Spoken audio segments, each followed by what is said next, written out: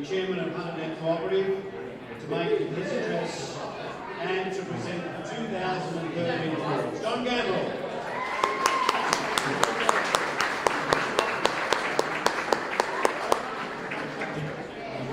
Good evening, distinguished guests, other members and friends. Welcome to the 2013 HunterNet Chairman's Dinner, and thank you very much for all attending. It's good to see the spirit of things, everyone really getting the contest up the back there. It should be an interesting event this evening.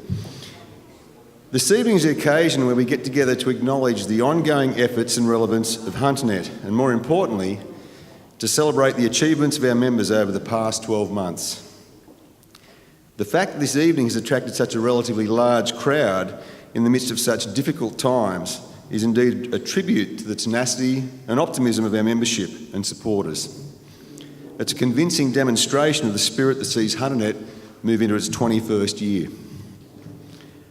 I've attended this evening for most of those 21 years, listening intently to previous chairmen's addresses, marvelling at their enthusiasm, dedication and vision for manufacturing and the hunter. People like Joss DeUlius, Bob Cowan, John McCall, Jeff Phillips, to name a few. I'd also place John Coyle, our previous CEO, in that same category. It may sound cliched, but these people have been heroes of a sort to myself. So many people owe their livelihoods to the owners and captains of HunterNet businesses. People who put everything on the line for a vision for not only their own companies, but for manufacturing and engineering in Newcastle and the Greater Hunter region. It is with this background that I stand before you tonight, humbled and extremely honoured as the new chairman of the HunterNet Cooperative. I look forward to this opportunity and hope that I can honour the fantastic legacy that has been left by previous chairmen. At this point, I would like to make special mention of our retiring chairman, Richard Evely.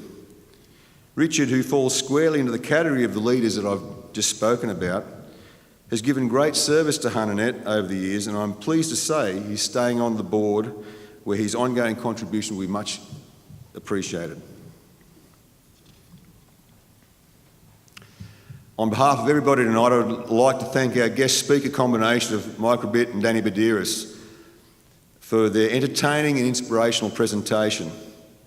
They've highlighted that the ingredients of a successful team are universal and apply equally to sports, industry or any other endeavour. Mike's efforts and dedication to helping others is truly inspirational and makes him more than worthy of the praise and adulation usually reserved for the sporting heroes that he reports on. If industry is the engine room of the hunter, then sport is the soul. Our sporting teams and heroes are both idolised and scrutinised. Danny has passed every test thrown at him with flying colours, and I could not think of a better role model who personifies the hunter spirit better than Danny. HunterNet was formed in times of crisis, and I believe that it is in such times that the true worth of HunterNet shines through. Without labouring the point too much, I think we could all agree that the past 12 months or more have seen some of, if not the most challenging times in manufacturing and industry that we've ever experienced. We all know the circumstances behind this perfect storm, and we're all doing everything possible to weather this storm. From that perspective, I would like to offer my sincerest thanks to HunterNet's members for their ongoing support and loyalty. It's greatly appreciated. So rather than analyse such bleak times, let's now move on and celebrate the achievements of the past 12 months and look forward to better prospects ahead. In general terms, the increasingly tighter market has motivated many HunterNet companies to innovate and improve in a number of ways. Many members have improved business structures, found new emerging markets, developed new and exciting intellectual property and products. Some have engaged in low-tech foreign manufacturing to enhance the competitiveness of their own high-tech products. And many have just formed new alliances with other companies to strengthen their own position. Many of these business improvements have been assisted by services and information gained via HunterNet. Such changes can only enhance a company's ability to capitalise when markets improve. Likewise, HunterNet has had a very busy year adjusting to the rapidly changing economy. endeavouring to enhance the value add that we can provide our members. We are only as successful as our members, hence it is vital that we offer relevant and topical services to match the economic climate. To that end, the following are a few examples of HunterNet activities conducted over the past 12 months. We've implemented a vastly revised strategic and business planning framework for the cooperative, the group training company and all of our forums. Secured over $200,000 in federal and state funding to assist with improving and widening member services. We'll finalise stage 1 of a joint federal and state funded initiative aimed at encouraging clean technologies and their associated manufacturing opportunities to the hunter. Continue to improve and grow the importance and relevance of our market-specific business forums.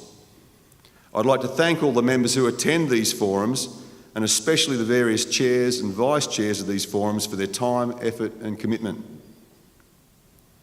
We continue to draw over 100 people to our monthly meetings. And if you haven't already hosted one of these meetings, I can say from personal experience that it will be the single best way to raise the profile of your business with other members. HunterNet continues to engage with members via such events as our business planning conference, our patrons dinner, defence conference, our new initiative of the Young Leaders Group, numerous training opportunities, and of course, nights like this evening.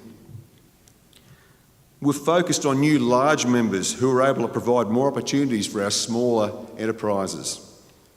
We've promoted and positioned the HunterNet brand with local media, elected representatives, and other industry groups. Probably the most telling KPI of our success is member numbers and retention. Despite the dire economic times and the toll this has taken on our members, HunterNet has still maintained positive growth of its membership. This alone is a tribute to HunterNet's staff and the successful implementation of the programs of which I've just spoken. The HunterNet Group Training Company remains one of our most successful and important endeavours.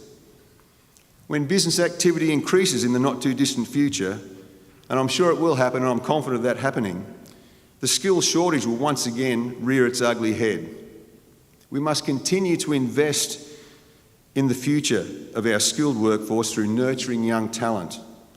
I must at this point thank those members such as Ross Bolf for taking on displaced apprentices despite the slow business conditions. A very selfless act.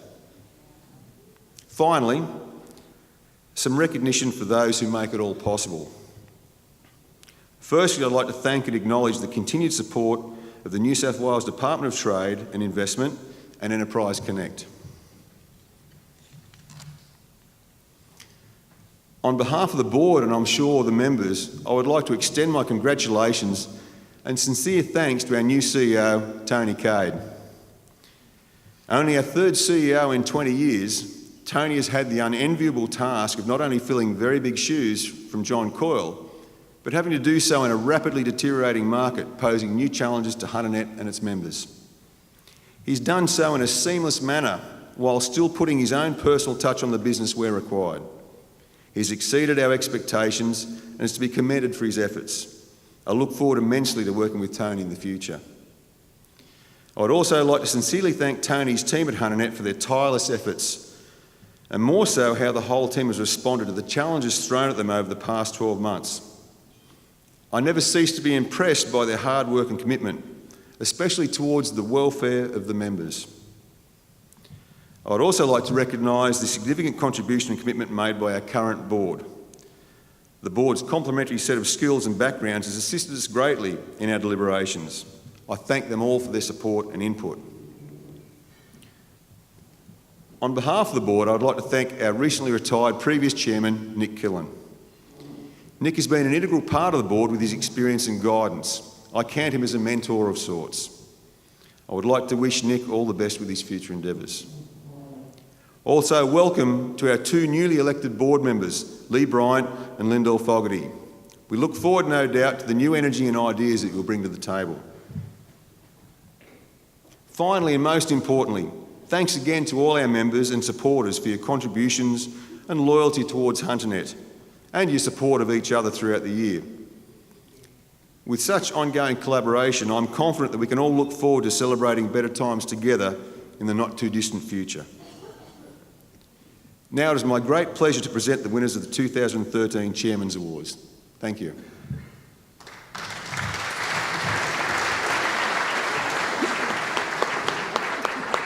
Thank you, John.